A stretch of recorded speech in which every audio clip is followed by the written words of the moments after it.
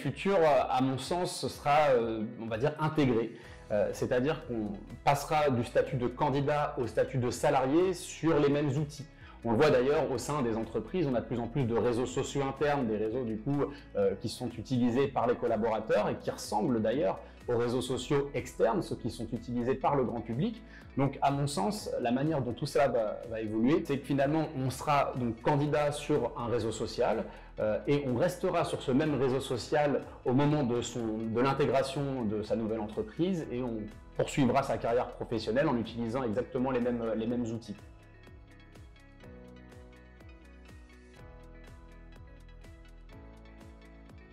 Alors, on en parlait tout à l'heure, pour faire valoir ses compétences, il faut être créatif. Mais avant d'être créatif, il faut déjà se définir soi-même, donc définir son expertise.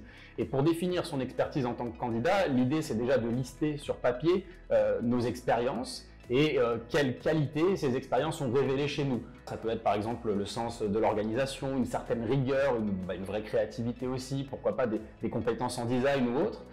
Une fois qu'on a listé toutes ces compétences, elles vont dévoiler chez nous une sorte d'expertise. Et c'est justement cette expertise qu'il va falloir valoriser derrière sur les réseaux sociaux, mais pas que. Je pense aussi que pour faire valoir ces compétences à travers le digital, il ne faut pas hésiter à oser.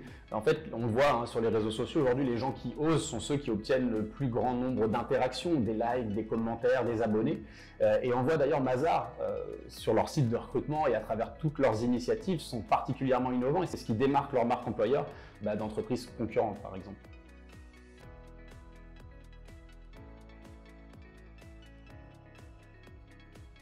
Alors effectivement, on a beaucoup de profils sur le marché. Les entreprises sont intéressées par des profils divers et variés, sur des métiers extrêmement différents, des métiers qui pour certains peuvent être en tension, sur lesquels il est difficile de recruter, des métiers qui sont parfois plus faciles à recruter puisqu'on a beaucoup de candidats pour peu d'offres.